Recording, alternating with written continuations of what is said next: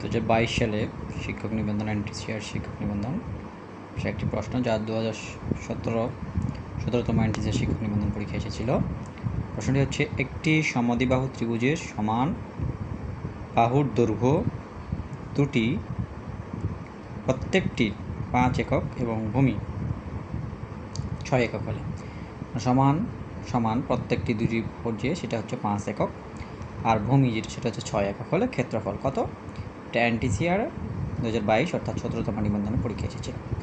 এখানে দেখো, আমাদের সমান দুটি বাহু যখন বলবে, সমান দুটি বাহু হচ্ছে দেওয়া হচ্ছে প্রত্যেকটা বাহু এ সমান হচ্ছে 5, বি সমান হচ্ছে 6।